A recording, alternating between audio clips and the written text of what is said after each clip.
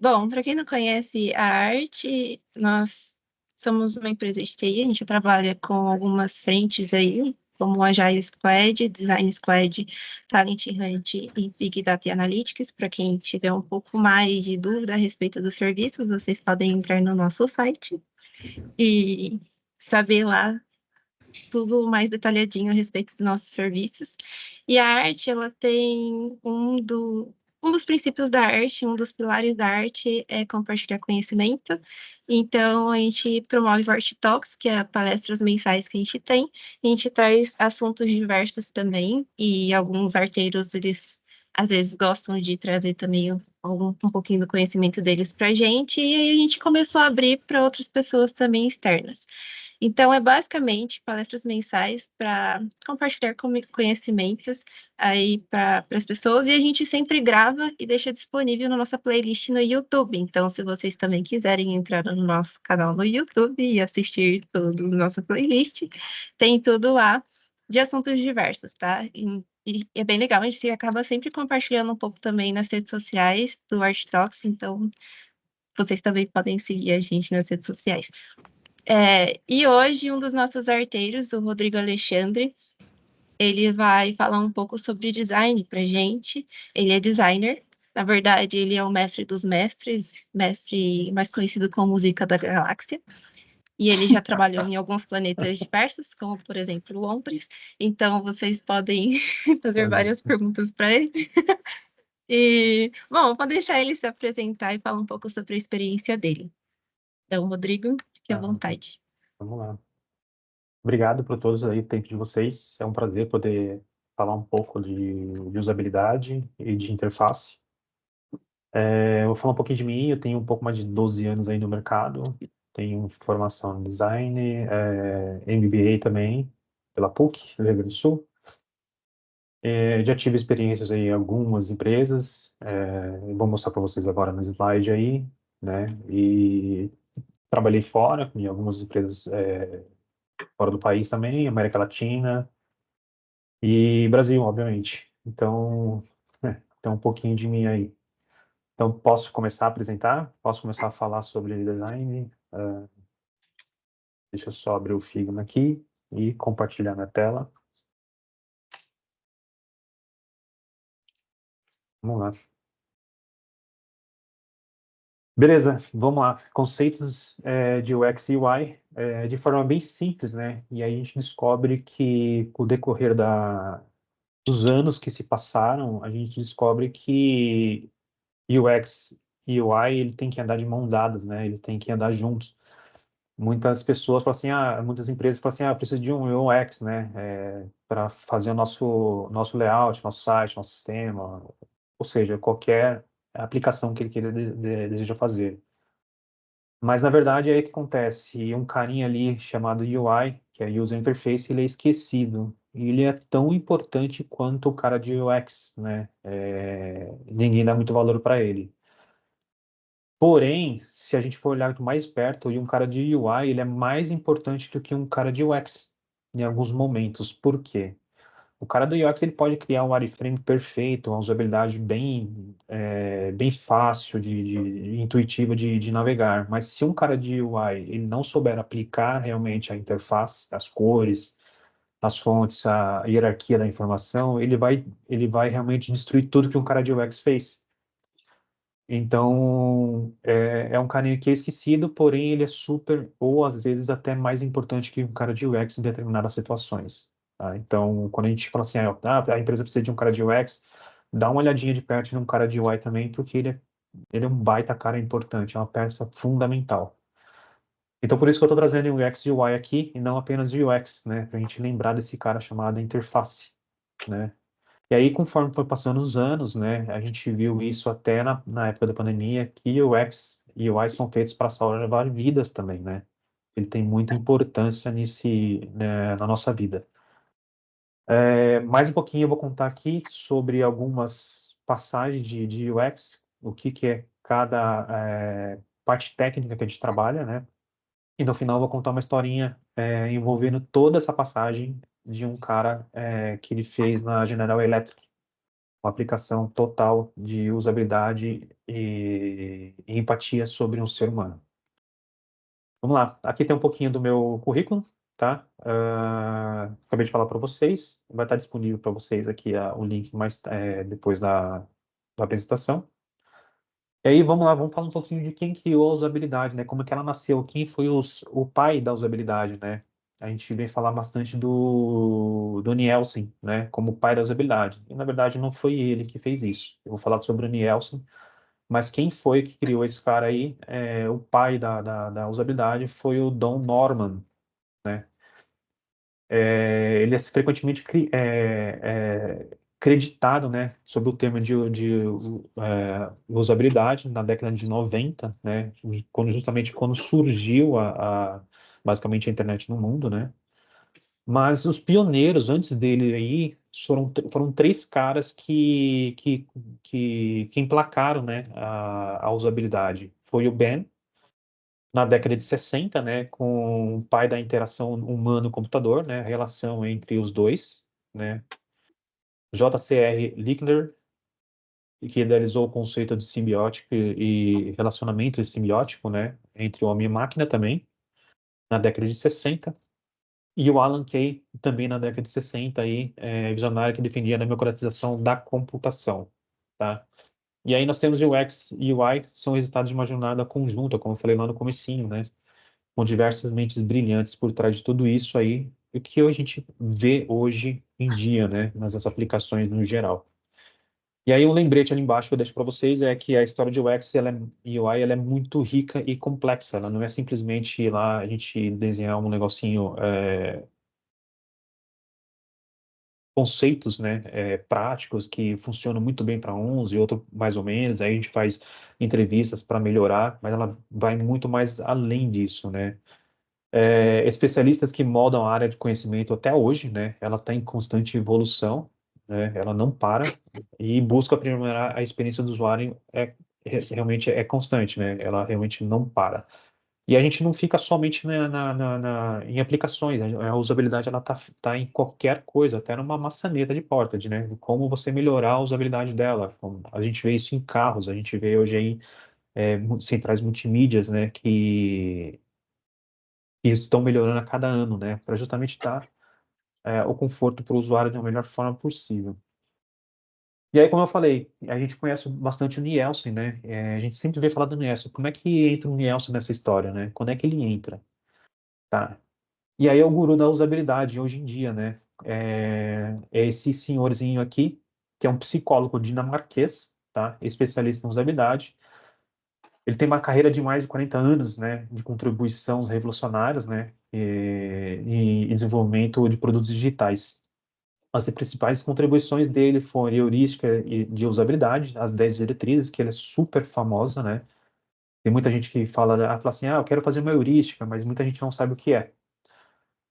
São 10 diretrizes para avaliar e aprimorar a usabilidade de um sistema, tá? Então, hoje em dia, a nossa Bíblia Sagrada é meio que a heurística, as 10 leis dele, né? Para a gente tentar melhorar o máximo possível.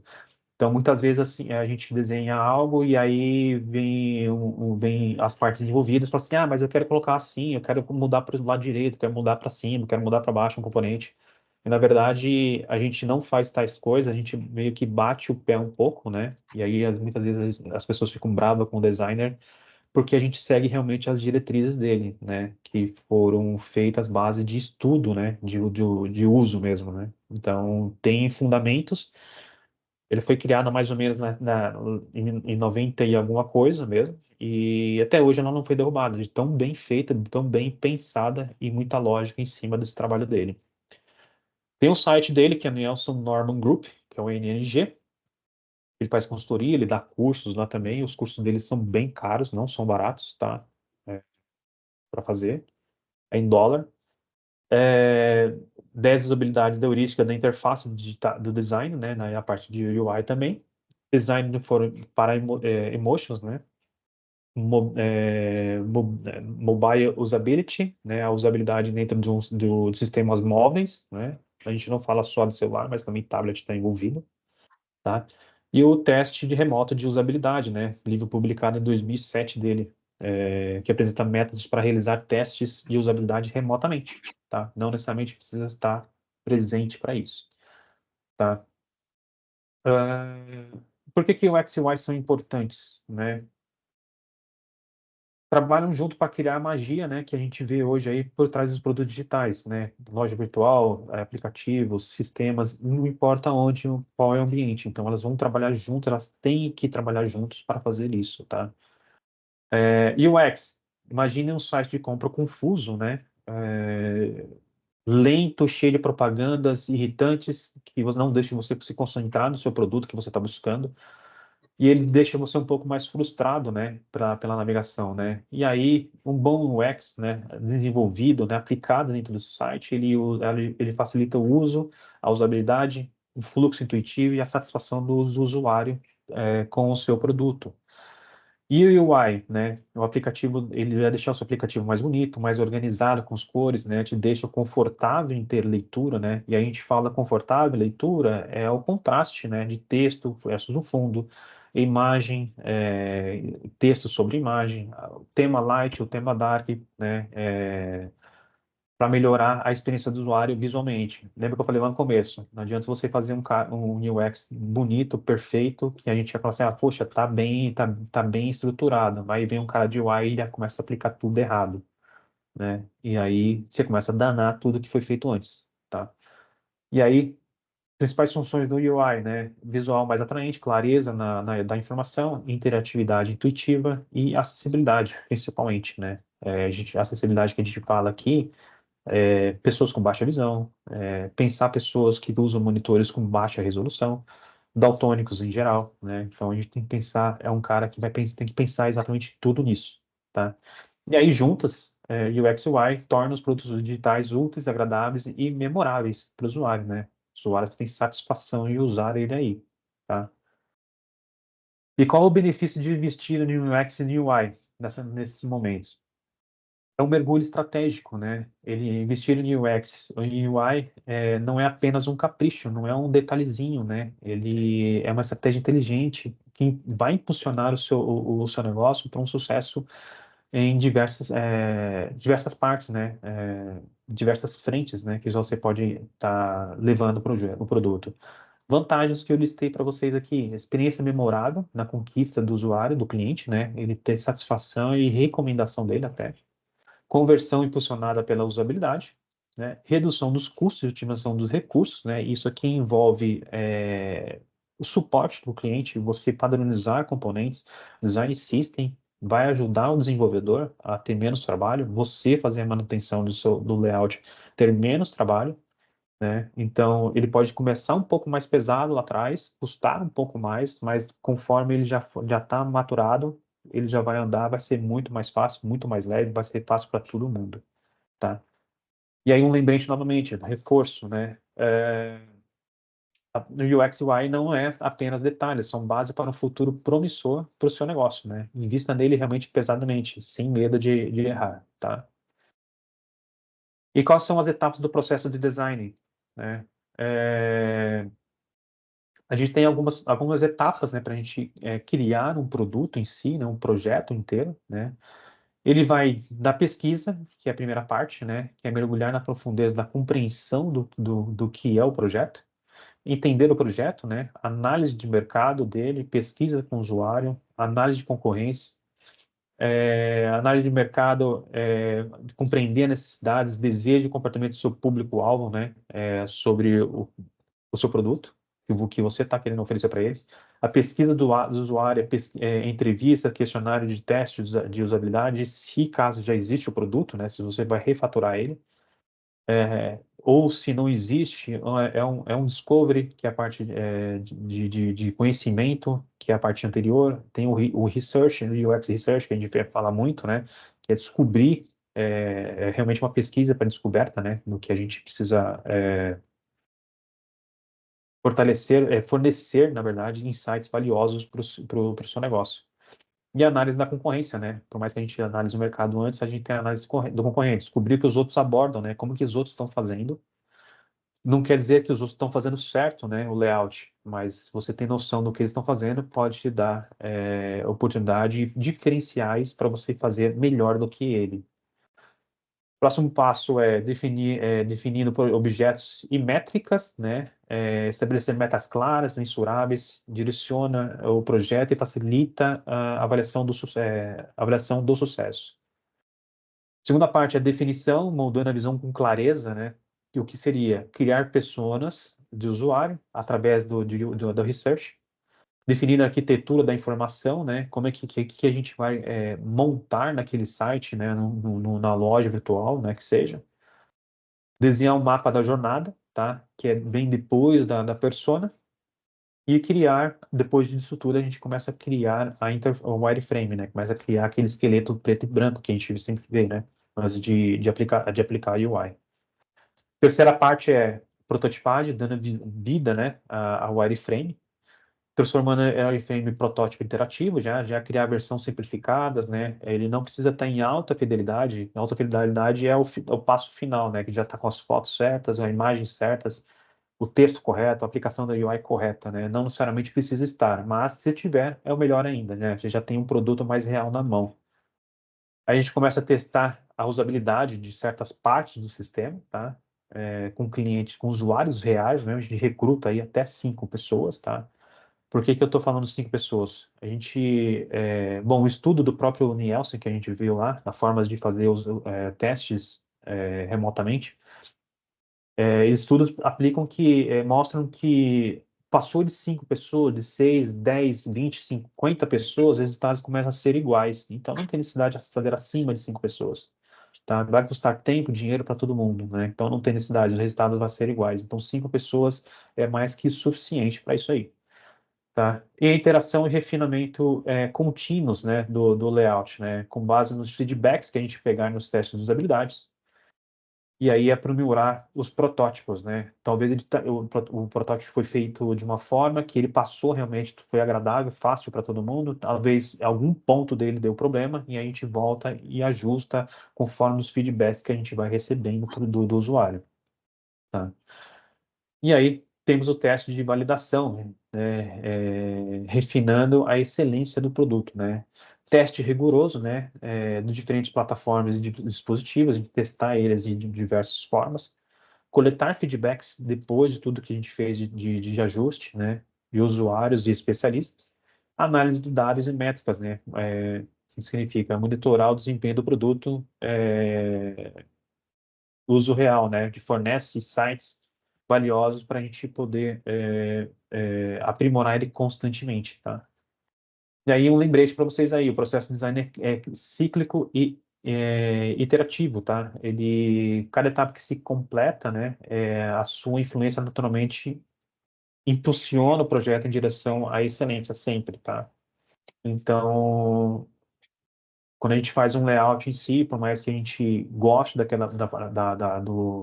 interface dele, no geral, né, da parte de UX e UI, a gente está sempre evoluindo. Às vezes não funciona muito bem. A gente vai realmente pegar feedbacks, testar ele, testa novamente. E na hora que a gente tem certeza, a gente realmente vai jogá-la no mercado. E mesmo assim, toda vez que tem aquela parte do produto feito, sempre há adição de mais itens na tela, então a gente tem que sempre melhorar. Às vezes, aqueles adições de itens atrapalham o layout anterior, a gente tem que meio que remexer no layout, e assim a gente vai melhorando ele cada vez mais. Tá? Métodos de pesquisa de usuários. A gente tem alguns métodos para isso, né, para a gente fazer. Então, tem vários métodos, mas eu vou trazer alguns para vocês aqui que eu acredito que sejam mais interessantes, né, na jornada do usuário. A nossa jornada começa e termina sempre com o usuário. A gente tem que pegar do começo ao fim, tá? Aí, desde a ideação e até a entrega para o cliente final, o produto, tá? Então, a gente tem que estar participando dele 100% ativamente, tá? E aí, qual o método de escolher, né? Qual a forma que a gente pode fazer? A resposta da melhor forma depende do objetivo e recursos que a gente tem para isso. Então, vamos lá. Traz entrevistas, tem entrevistas individuais, que mergulham nas experiências e motivações individuais de cada usuário. Entrevista em grupo, E entrevista remota, né? A gente pode fazer entrevista de usabilidade remotamente também, tá? Questionários. Questionário online, né? Resposta de um grande número de usuários, né? A gente vê muitas vezes aí no site, tem aquele folhetinho, às vezes no cantinho lá, perguntando como é que está a sua experiência com o site, né? Recentemente o iFood fez isso, né? Ele colocou esse bilhetinho lá para fazer perguntas gerais para os seus usuários, né? Como está a sua experiência, nota de 0 a 5 e assim por diante, tá? E aí temos o questionário em papel, tá? Também. É a mesma coisa que online, só que de forma física mesmo, tá? E o questionário pós-venda, né? Avalia a satisfação do produto após a compra. É exatamente o exemplo que eu dei agora aí do iFood, né? Você fez toda a jornada da compra lá da comida e aí ele pergunta como foi a experiência para você aí, da pós-venda. Testes de usabilidade. Tem o moderado e o não moderado. O teste não moderado é o teste online, que não tem supervisão de um designer, tá? Ele manda o formulário, as pessoas respondem. É o exemplo do próprio iFood também, tem a nota lá que te dá de 0 a 5 e te responde, não tem uma supervisão, tá? E aí tem o teste moderado, que tem o teste com o designer. O designer ele vai ficar perguntando, pedindo algumas missões para o usuário executar e ele avalia o resultado através da finalização da missão ou não, né? E aí a gente tem teste AB. Às vezes a gente tem duas ideias, tem duas, três ideias, a gente elege duas. Todo mundo basicamente sabe que é um teste AB. A gente vai testar com o usuário qual das duas formas é mais fácil e mais eficaz para executar a sua jornada naquele momento. E aí a gente tira de vez o que tiver ruim. Eye tracking, eye tracking ele é bem conhecido aí, principalmente no marketing, tá? Provavelmente vocês devem ter visto algo assim. Eu vou dar um exemplo de eye tracking muito simples. Às vezes tem um personagem assim olhando para você na foto e aí tem um texto do lado, né? E aí o que acontece? Uma das formas de eye tracking aí nessa parte é quem está vendo a imagem vai prestar atenção no personagem, muitas vezes não presta atenção no texto. Se o personagem estivesse olhando para o texto, você olharia para o texto. É uma forma de guiar o seu olho para essa mensagem de texto, tá?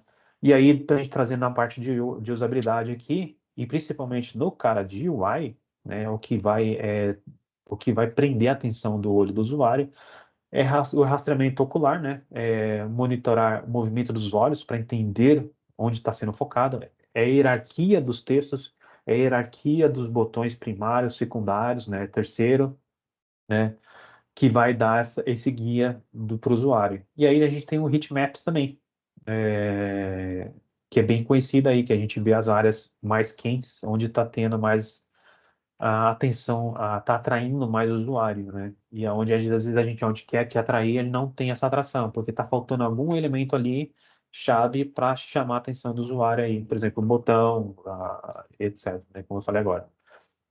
Análise de dados, né, a parte quantitativa, né, que é a análise de logs, a análise de Web Analytics, né, que a gente tem o Google Analytics, né, para a gente saber quais os dispositivos, como que eles estão chegando lá, de onde eles estão vindo, né, quais os dispositivos que eles estão usando, né, qual é a frequência maior, se é mobile, se é desktop e assim por diante. A análise de redes sociais, né, também. E aí mais um lembrete que eu trago para vocês aqui, a escolha do método ideal depende dos objetivos seu, né, recurso e tempo disponível. Combine diferentes métodos, né, para ter uma experiência, trazer uma visão completa mais da experiência do usuário nesse momento. E quais são os princípios do design visual, né, para isso? Ao cara de UI aqui de novo, né? É, é a arte da vida à interface que o cara de UX lá fez, né? A gente realmente vestir, colocar a roupinha no wireframe, né?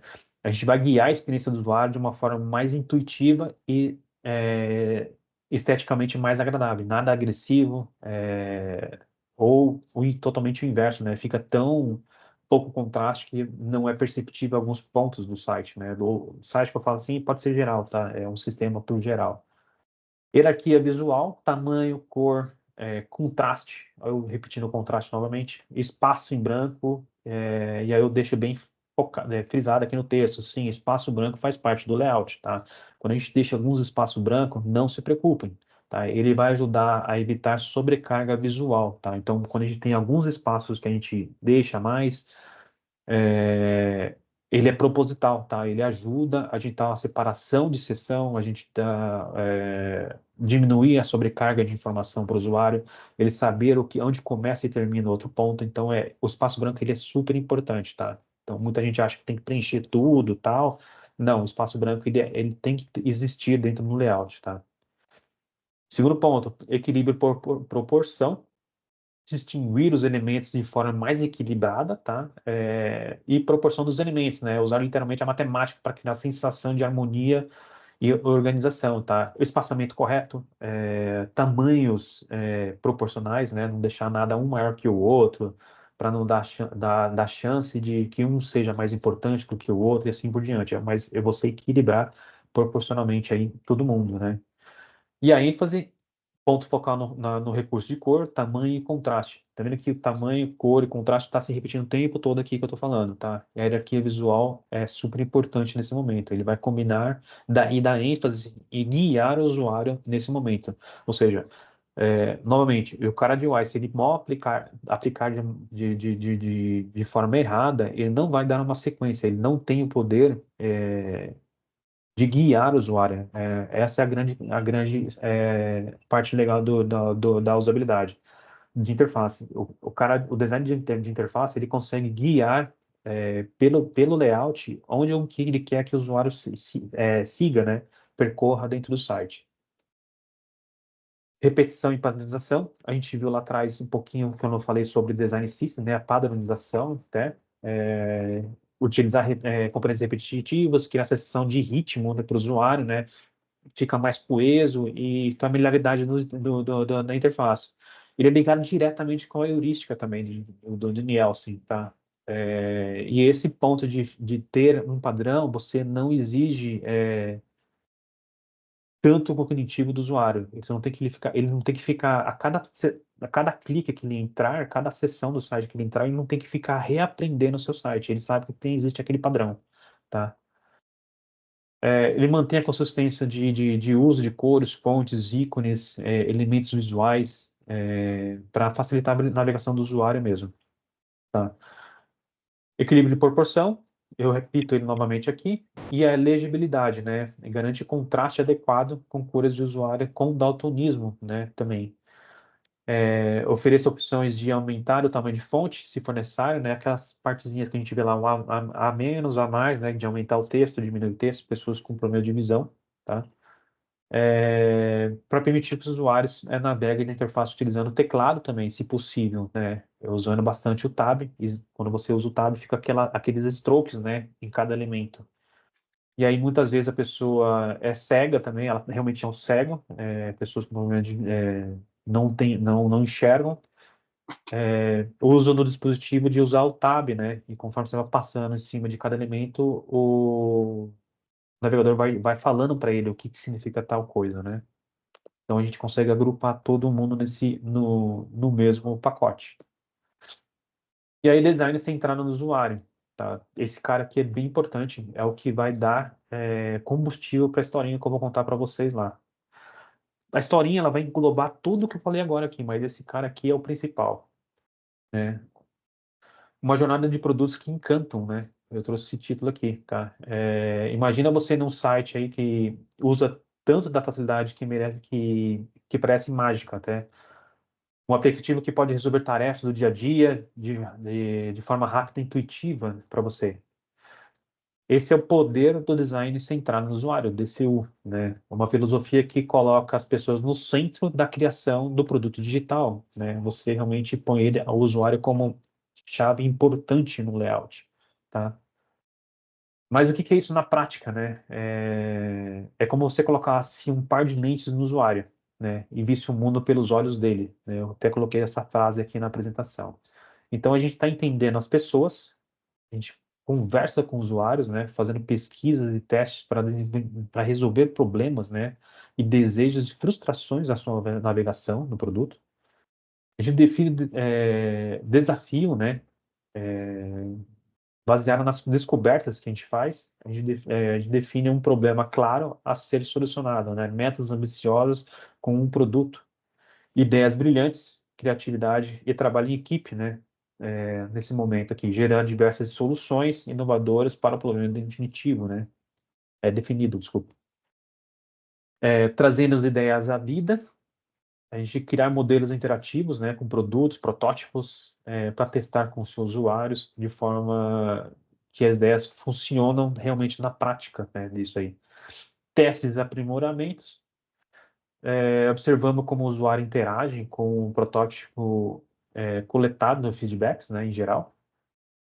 E aí, mas por que que a DCU é tão importante, né? Porque o design centrado no usuário é tão importante nesse momento, né? Imagina um produto que atende às necessidades reais das pessoas, né? Que é fácil de usar e que faz sorrir a cada clique que ela der no seu layout. Seja realmente totalmente satisfatório e prazeroso para ela aí, tudo isso. E aí um lembrete aqui, né? De novo que eu trago mais lembretes, né? A jornada é contínua, né? Ela, onde a escuta ativa e a adaptação às necessidades dos usuários são essenciais. Nesse momento aqui, quando eu falo a escuta ativa para as necessidades dos usuários, é um teste de usabilidade qualitativo, né? Nesse momento. O research, exatamente dessa forma também. É você ver emoções do usuário quando você pede para ele executar tais funções, para que a gente possa pegar feedbacks. Então, eu não quero só saber se ele consegue chegar lá. Eu ver o rosto dele, se ele está sorrindo, se ele está fazendo cara de bravo, de insatisfeito, se ele está com dificuldades, ele realmente mostra sentimentos nesse momento. Então, a gente não tem que só apenas ter a escutativa, mas a gente tem que prestar atenção nos movimentos do usuário também, tá? E aí, entendendo as necessidades do research, mapa, persona e mapa da jornada, ou journey map, né, que é muito conhecido também. São os três caminhos que eu falei lá atrás. E aí, vamos falar do research, rapidamente, né? O research ele é um detetive, basicamente um detetive, né? E desvenda mistérios que o usuário está tendo. Imagina aí, eu dei um exemplo aqui. Imagina você num restaurante que serve os pratos deliciosos, mas a luz é forte demais, os garçons são mal educados e o cardápio é confuso, né? A comida é boa, mas a experiência geral é frustrante. Então, ou seja, quando a gente por mais que a gente pague um preço alto, né, em um prato, a gente não está pagando só o prato, a gente está pagando toda a experiência do ambiente, né?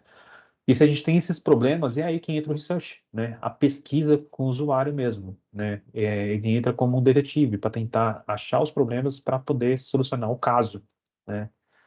E aí, o que que a gente tem que entender aqui? Quem são os usuários, as necessidades deles, as motivações, o comportamento, as frustrações que ele tem, como ele interage com os produtos e serviços, e o que faz felizes e satisfeitos, né? Com os momentos mágicos que transformam, né, a experiência em algo memorável para ele, dentro da aplicação. E aí, baseado nessas descobertas, o que a gente pode fazer, né? Criar produtos e serviços fáceis de usar e intuitivos, evitar erros e frustrações, tá? Isso aqui está realmente linkado, de estar andando de mão dada com heurística também. Tomar decisões baseadas em dados, tá? Não porque eu acho, e sim porque o usuário tá fazendo. É, Lembre-se, um detalhe importante: o design não é para nós, é para quem está usando. Então, assim, muitas vezes a gente fala assim, poxa, mas assim estava tão bom, mas o usuário tá achando que tá ruim. Vai no usuário, é 100% de sucesso nesse momento, tá? E aí melhora continuamente a experiência do usuário, né? Testando e refinando as soluções constantemente. É a mesma coisa que a gente viu lá atrás, em alguns pontos. E aí tudo é possível com research, né? A gente consegue achar soluções, né, para os problemas. A chave é criar experiências incríveis com ele, tá? Fidelizar o cliente e gerar resultados positivos para a empresa e para o usuário, obviamente, né? Todo mundo sai ganhando com isso. E aí, lembrete, research é um processo contínuo, não é um evento pontual, tá? Ele tem que ser o tempo todo funcionando ali, tá? Por mais que o produto já tenha lançado, a gente vai lá olhar e falar assim, ó, vamos revisitar essa seção aqui e ver como que está funcionando com o usuário, tá?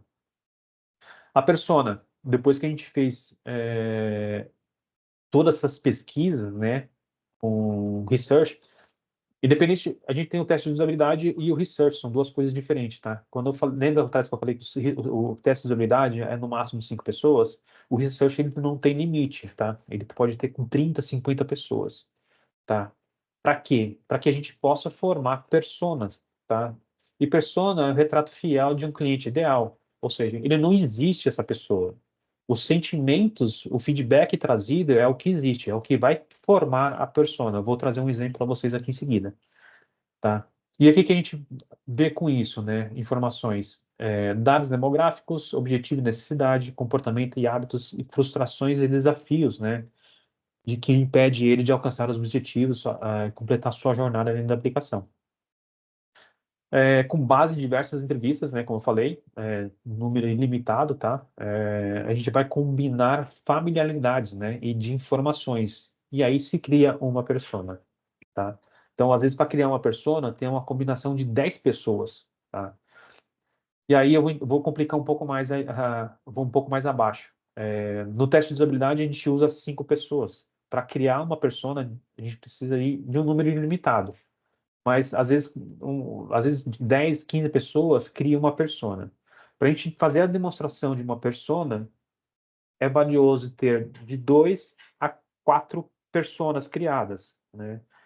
Então, mais 4 também é um exagero. Então, se você ficar entre 2 e 3, é o ideal. Pode ser mais o indicado que seja pelo menos 2 ou no máximo 4 personas aí, tá?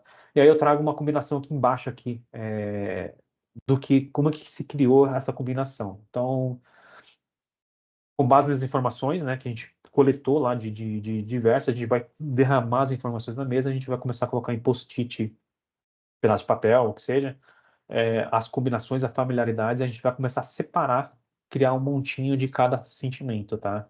E aí imagina que você criou uma Maria Cristina, com 43 anos, psicóloga, mora em Catanduva, São Paulo, casada e sem filhos. Ou seja, essa informação não existe, tá? Essa pessoa não existe, ela só existe para simular um usuário, tá? Ela precisa comprar produtos novos, como roupa e acessórios.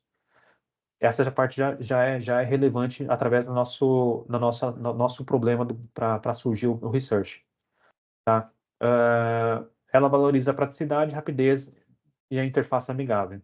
E é um lembrete, exatamente o que eu falei agora, de 2 a 4 pessoas são mais que suficiente para isso, tá?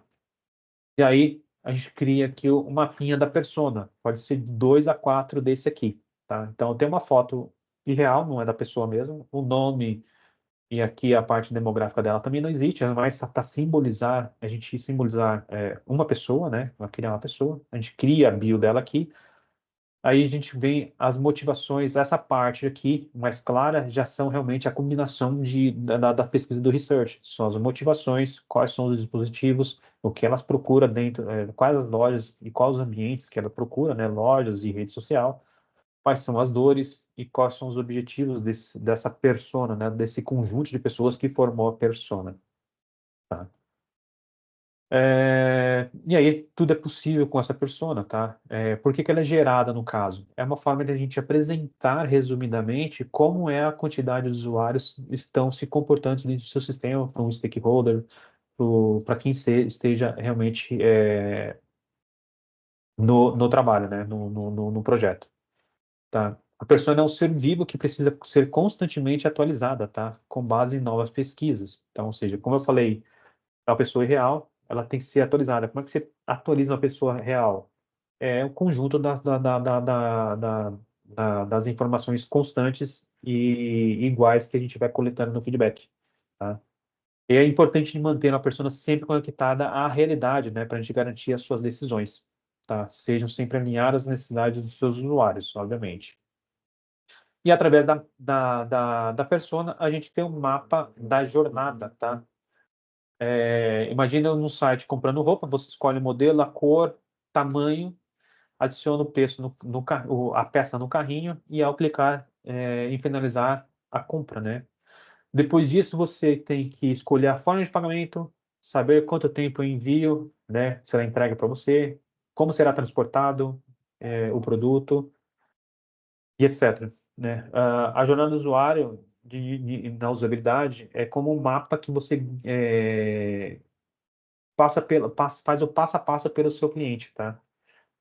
dele interagir o seu produto ou com o serviço, tá? É todo o seu passo a passo ali. A gente vai juntar essas pessoas e fazer ele um mapa, a journey mapping, a jornada no mapa dele aí, tá?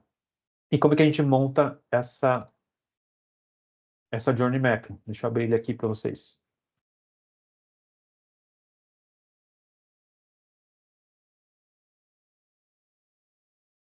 Bom, journey map está aqui. Veja que eu trouxe Maria Cristina aqui novamente, tá? Justamente porque é a persona, tá? E aí nós temos algumas etapas aqui, etapas do usuário, o que eles estão fazendo, a experiência, os sentimentos e oportunidades.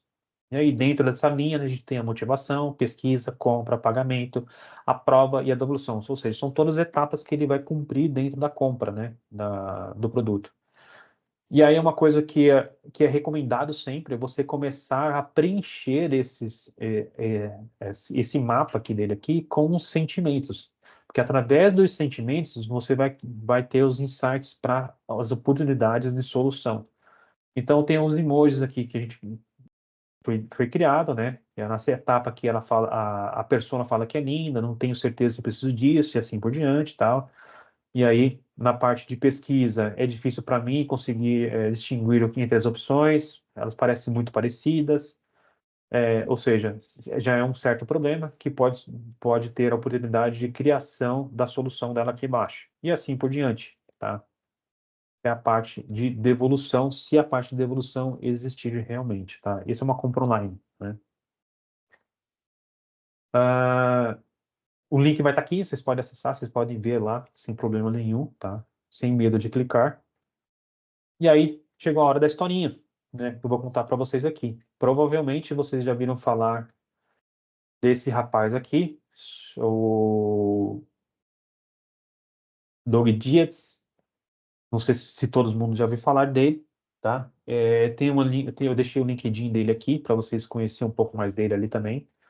Ele foi um famoso design industrial, né? Da GE, na General Electric, há muito tempo, né? Ele foi por muito tempo. Ele liderava, qual que é a historinha aqui dele aqui? Ele liderava uma equipe para construir uma máquina de MRI perfeita, né? A máquina de ressonância magnética, que é justamente para escanear todo o corpo, né? E aí que entra, a partir desse momento, entra o design centrado no usuário, o research, tudo que a gente viu ali agora, persona, tudo que a gente viu agora entra nessa história aqui, tá? E aí, que foi desenvolvido, né? Essa máquina aqui, que parece um monstrinho, né? Ele passou um tempo demais na máquina, né? De uma forma para criar a máquina perfeita com sua equipe. E aí, depois de 2 anos de projeto, ele queria ver ela em ação, tá? O funcionamento dela aqui, né? Então, ele foi para um hospital, né? Diretamente. Ele foi a campo, ele saiu da mesa dele e foi a campo fazer a pesquisa dele, né? Ele foi fazer o research dele, no caso. Ele queria ver os primeiros clientes usando a máquina que ele criou para ver o funcionamento dela. E aí, é, enquanto ele ficou aguardando, né, no hospital, ele via um garotinho aí. Eu coloquei uma foto representando um garotinho chorando junto com a mãe dele, tá? Ele estava chorando, ele estava com medo de usar a máquina, né? Porque a criança tinha uma visão de um monstro, né? Realmente aquela máquina, aquele trambolhão desse tamanho aqui, fazendo um certo barulho até, né? Sem muito espaço e etc, né? E aí, do orgulho dele, ele vê a decepção, né? Ele ficou chateado em ver a situação, né? Porque do seu orgulho se transformar em horror, né, para uma criança que precisava usar o equipamento, né? Ele é uma coisa que ele achou que realmente ia ajudar muita gente e começou a dar problema. E nessa visita do hospital, ele esqueceu completamente da abordagem centrada no ser humano, o DCU que a gente viu lá atrás, tá? Da experiência como um todo, né? E aí, ele veio em seguida, foi muito simples, né? Ele foi interagir, integrar a pesquisa no projeto e realmente fazer o research, né? Para isso aqui. E aí, uma nota que eu trago para vocês, um estudo, né? Gastando 10% do budget do produto de pesquisa de research, você terá muito mais que o dobro da qualidade desejada num produto, tá? Sobre isso. Então, o que que ele teve? O primeiro passo dele foi ter empatia.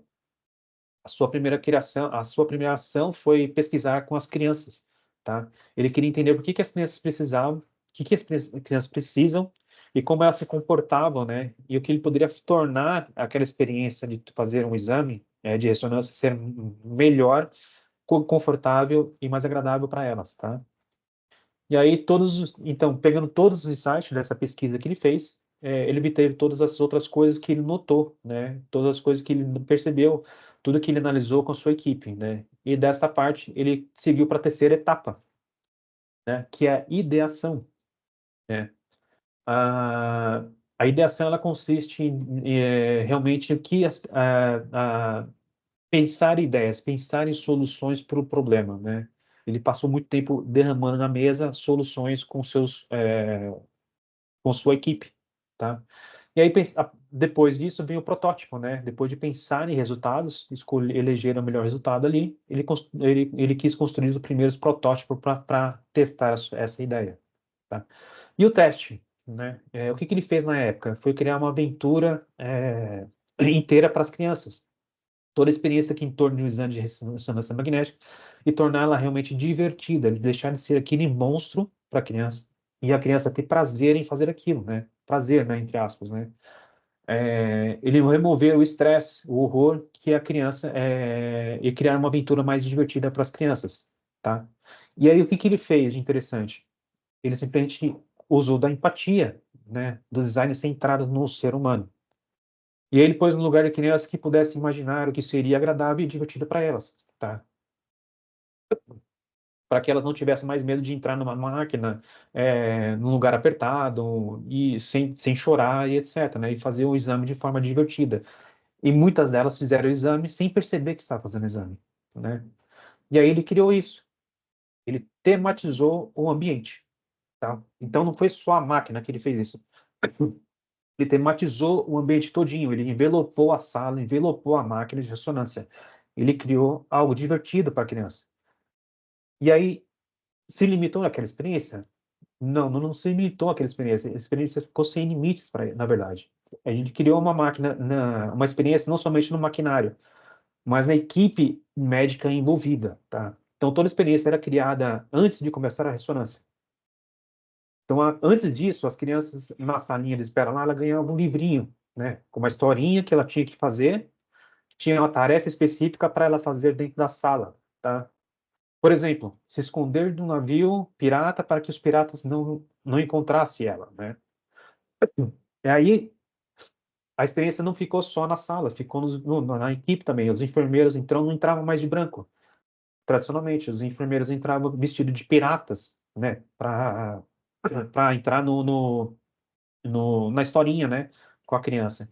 Então ele criou essa experiência que as crianças precisavam andar no navio pirata, por exemplo, né? Por isso na fotinha de um navio pirata aqui no meio aqui, ó, por exemplo, né? Então ele criou uma experiência envolvendo todo mundo, de forma que ele pudesse deixar divertida para a criança e a criança pudesse fazer seu exame sem medo, sem chorar, de forma tranquila. Então, eu trouxe algumas fotos aqui de exemplo, tá? Que ele fez, imersão submarina, de lua, tá vendo? E assim por diante. Tem outras aí. E aí, o que que ele percebeu com isso? Ele percebeu que as crianças realmente amavam toda a experiência, tá? E até de choro, de não querer entrar, as crianças queriam repetir o exame, porque ela estava realmente brincando, tá? E era divertido para elas. E aí, o que que a gente tira de tudo isso ainda, né? Desculpa. Eu quis esse exemplo espetacular, né, de design centrado no ser humano é focar na pessoa realmente, né, no produto que ela vai usar. A gente realmente colocar, se vestir, se colocar no lugar do usuário, né, que vai estar usando a ferramenta, né. E a gente criar e proporcionar uma experiência realmente memorável para ela, tá? Foi exatamente o que ele fez com as crianças. É, tecnologias e tendência de UX, né, 2024 aí, que prometem, né? É, algumas tendências de usabilidade, né, de UX, né, personalização e IA, né, IA conversacional, né, e chatbots, né, realmente mais inteligentes, recomendação inteligente no uso geral, e análise de dados e teste de AB. É isso. Acessibilidade e inclusão, design inclusivo, design responsivo, localização e internalização do seu layout, né? E experiências mais imersivas possíveis, né? Por exemplo, realidade virtual, realidade aumentada, design sensorial, localização e internalização também. Eu coloquei realidade virtual aqui porque a AliExpress estava testando, eu já não sei se está funcionando já, eu sei que ela estava testando realidade virtual e IA. As pessoas que foram comprar roupa, a pessoa tirar a foto dela e essa IA consegue reproduzir a pessoa na roupa, né? Então, ou seja, ela meio que testa a roupa virtualmente lá, tá? Então, por isso que eu trouxe essa realidade aumentada aqui. E a parte de UI, né?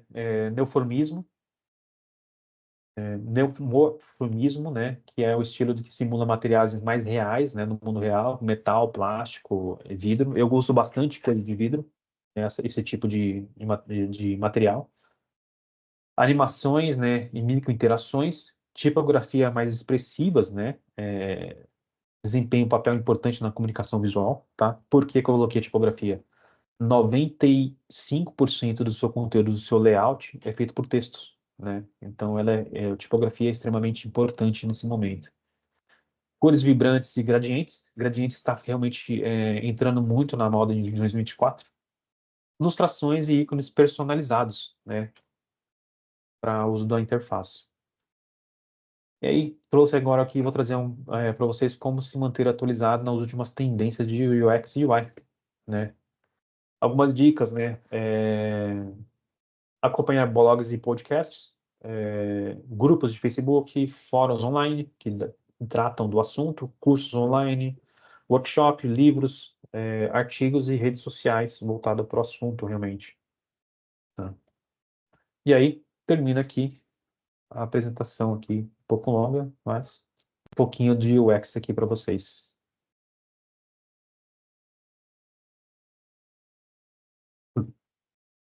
Pode falar, Thaís. Não, só queria agradecer, viu, Rodrigo? Foi muito Não, por nada. bom. Não foi uma palestra, foi uma aula, viu? Vai ajudar bastante aqui a gente no RH. E eu ia perguntar sobre os slides, se fica disponível, se a gente consegue dar uma olhadinha, tá? Sim, consegue. Deixei para a Bárbara, né? Obrigada, viu? Foi Nada. ótimo. Ah, Thaís, o link do slide vai estar aqui nos comentários. A Bárbara acabou de mandar. Ah, tá bom. Obrigada. E Vou aí pegar está aqui. disponível para quem quiser. E também o link da avaliação, para a galera responder a avaliação aí da palestra do mestre. E se alguém tiver mais alguma pergunta, pode ficar à vontade de fazer. Pode perguntar. Não, só queria parabenizar o Rodrigo. Eu gostei muito da metodologia que ele utilizou. Eu sou programador, desenvolvedor, e muitas vezes a gente não tem essa consciência, a gente vai fazendo as coisas conforme a gente vai recebendo, a gente não tem essa consciência como que é elaborado. Então, parabéns. Obrigado. Legal. Se tiver pergunta, pode fazer. Até depois, se quiserem. Eu recentemente fiz uma tomografia, só que não tinha nada de parquinho para entrar, viu? Era um tubo que me enfiaram dentro daquele tubo e acabou, viu? Sim, eu já fiz no joelho uma vez também. Enfiaram no tubo lá também. Não tinha nada desenhado também. É. Mas em São Paulo, acho que tem hospital que tem essa arte já para crianças. Tá? Eu só não lembro se é o Albert Einstein ou um outro auxílio-libanês que tem realmente esse layout para criança já. Protesto para ter para adulto também, né, É, Hans? É que provavelmente eu já passei algum. Eu sou como é que é? Uma criança há muitos, muitos anos, né?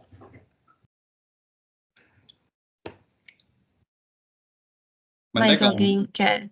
muito boa a apresentação, gostei. obrigado. Se mais alguém quiser fazer algum comentário, pergunta, desabafo, boleto, alguma coisa, podem ficar à vontade. Legal. Rodrigo, depois, se você quiser mandar o link das suas redes sociais aqui no chat, também. O Rodrigo, Sim. ele está sempre colocando conteúdo sobre UX UI, no Instagram dele. ele escreve também artigos para arte, então se vocês quiserem também dar uma olhadinha, tá tudo disponível nas redes sociais. Pode falar, Claudinei. Eu não peguei do começo, mas eu fiquei impressionado realmente com a ciência utilizada, porque aí foi praticamente uma ciência, porque você chegar ao ponto de criar um personagem tendo como base um personagem para desenhar uma tela de UX, é impressionante. Realmente elevar o X a um nível assim exponencial, né? A gente vai bem fundo mesmo, né? Para tentar achar uma solução melhor ainda, né? É profundo. Eu participo, né, da informática desde 89, então, né, uma carreira um pouquinho longa, hein?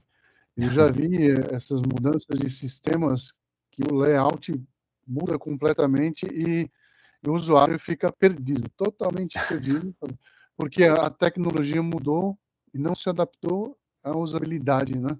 Sim. Da pessoa que está ali, que realmente é a pessoa que vai utilizar. Então, esse fato de ter essa preocupação, eu fiquei realmente impressionado. Legal. Outro nível, outro patamar de abordagem, né? Então, por isso que às vezes a gente bate o pé para ser de tal jeito, e aí às vezes as pessoas ficam bravas com a gente, né? A gente tá querendo fazer algo que é mais difícil, às vezes, né, para desenvolver e tal. Pode dar um certo trabalho, mas tem um porquê, na verdade, né? Através disso aí a gente tem embasamento, né? A gente tem algo palpável para falar assim, ó, eu tenho números que provam que o usuário vai gostar mais dessa forma, sabe? É uma comprovação científica, né? É. Não é uma coisa assim, eu tenho todo aqui um quadro de reações da pessoa, né? Sim. Realmente é uma pessoa que está ali por trás, então você consegue ver o pedido que você colocou aí, né? É um pedido de venda, né? Exato. Então, a pessoa passando por diversos momentos da tela, né? As reações dela, né? Sim, sim. Tem diversas empresas grandes, teve até algumas startups que fizeram testes de research de usuários, e muitas vezes não seguia, e aí acabou falindo até, né? Porque não seguia, o usuário acabou de deixar de usar. Em pandemia, imagina isso. Pandemia, não tem a pessoa indo lá, né? Exato. Vendo o material, sentindo, ela tem que ter essa visão aí. Sim, exatamente. Você vê, a startup, às vezes, tem algumas startups que faliram justamente por o usuário deixar de usar o sistema deles, né? Porque tinha feedback, mas eles não queriam acreditar no usuário. Mas também tem empresas grandes, realmente gigantes de tecnologia, que muitas vezes eles fazem a pesquisa, recebem o feedback e teimam em não mudar, porque eles acreditam que o usuário está falando bobagem, né? Na verdade, não está. É o usuário que está usando, né? Na verdade. Uhum. Não, realmente é isso mesmo. O fato de você conseguir, né, em diversos cenários aí, mas o fato de você conseguir comprovar e trazer para si, né, o dono da empresa, dono dessa startup que quer fazer isso, né, trazer, olha, veja bem, você pode perder, né? É interessante você também abraçar, né, essa pessoa que está com essa dúvida, né? Sim, sim. Traz a dúvida aqui, não, olha, veja bem, isso aqui, né, vai te Eu até trazer um concordo. benefício monumental, né? Com certeza. Às vezes eu até concordo, às vezes, tipo, de não aplicar, porque às vezes é um pedido muito específico, né? Às vezes é para aquela pessoa que está pedindo. E talvez os demais não usem, né? Então, em certos momentos, às vezes você não precisa realmente ficar 100% no usuário naquele momento. Mas você vê que quando você faz um teste de usabilidade, um research, você vê que eu falei de familiaridades, né? Sempre vai combinar. Ser humano é ser humano, não importa onde. Claro. Sempre vai ter, da outra ponta vai ser um ser humano, né? Sim, o ser humano é bem padrão mesmo, né? Ele tem certos comportamentos iguais ali, se repetem muitos, né? Então, se ele se repete muito, então pode ir que vai dar certo, sabe? Não tem como dar errado. O Vinícius levantou a mão. Claro. Bom, na verdade, é um comentário que eu tenho a fazer, né? Porque da mesma forma como você tem um tempinho de estrada, eu também tenho, né, Rodrigo? Então, o que acontece? E eu, quando comecei nessa área de desenvolvimento, né, que eu sou programador, E eu comecei exatamente na área de atacado distribuidor. Lá no atacado distribuidor, cara, o que mais tem é sistema, eu vou ser bem escrachado, um sistema ruim. Sistema feio, aquela coisa bem quadrada. E uma coisa que exatamente ainda não mudou, que precisa melhorar muito, que ainda vejo, eu continuo acompanhando muito, é exatamente fazer essa mudança de layout feio para layout moderno dentro da área de RP, sistema RP, sistema da base atacado distribuidor. Então ainda parece que tem muita resistência para mudar isso. Algumas empresas estão apostando agora, 2023, que eu andei acompanhando, começaram a mudar, mas tem muita coisa ainda a melhorar, ou seja, essa área de UX e UI é uma área nova ainda para muitos Sim. segmentos. Tem um documento que eu criei junto com a MAP aqui, sobre design system realmente, né? É o que vai modernizar o layout, né? Que vai modernizar o layout para tentar facilitar a vida de todo mundo. Então tem algumas etapas, tem empresas que não têm realmente cultura e não acreditam, que nem você falou aí, tipo, muitas vezes não colocam, né? Agora que estão começando a encaminhar, a acreditar em design, no caso. E aí você até tem até empresas muito grandes, realmente, daí que realmente quando você entra nela ali para trabalhar, você vê que não tem a maturidade para design, né? Até. Então, parece que tem um bloqueio ali, sabe? Para manter o negócio, sabe? Tipo assim, tá feio, mas tá usável, sabe? E na verdade não tá usável, você já aprendeu a sofrer, você já acostumou com a dor, né? Exatamente, isso aí é o que eu mais vi e ainda continuo acompanhando, vendo, o pessoal falando, nossa, mas eu clico numa coisa, a resposta esperada não tem nada a ver com o que aquele botão está dizendo que ia acontecer. Então acontece outra coisa nada a ver. Sim. Então tem muito disso. Aí outra parte que a gente faz também é de mensageria, né? A gente dá retorno para o usuário de forma clara do que ele vai fazer, o que ele vai encontrar na sequência, sabe? Então é uma parte de UX também que trata essa parte de dar retorno para o usuário, né? Ou então, uma heurística uma das 10 leis na parte de heurística é para você prevenção de erro. Às vezes você clica em algo, ele te leva para um lugar que não tem nada a ver com o que ele está dizendo que era para ser quando você clica. É mais ou menos o que você está falando, né? Então, às vezes a informação que está ali não está clara para quem vai usar. Ele acha que vai encontrar tal coisa, na verdade, quando ele clica, ele vai encontrar uma outra situação, sabe? É uma prevenção de erro, talvez, né? Talvez possa caber dentro dessa parte da heurística de Nielsen. Ele trata muito disso também. Sim, sim. E para concluir, eu só quero parabenizar aí pela sua contribuição, né, dentro da sua leitura, né, do que você fez, dentro do que os especialistas da área, né, propõem, né, que seja seguido, que seja, né, que seja usado como recomendação, né. Então, parabenizo você aí pela sua leitura e que você fez um bom trabalho aí. Obrigado. Prazer. Beleza, então, galera. Parabéns, Rodrigo. Muito obrigada por ter trazido seus conhecimentos de mestre pra gente. Depois a gravação vai ficar disponível lá no nosso canal do YouTube para quem quiser ir assistir. E, bom, se ninguém quiser falar mais nada, a gente pode encerrar por aqui. E muito obrigada a todos que participaram, quem está convidado, né? Quem está fora da arte também, que participou. Muito obrigada pela presença. E boa quinta, boa sexta, bom final de semana. Até o próximo. Valeu, Parabéns, gente. Rodrigo. Obrigado. Obrigadão pela Tchau. oportunidade. Parabéns. Valeu. É isso, tchau. Valeu, pessoal. Boa semana.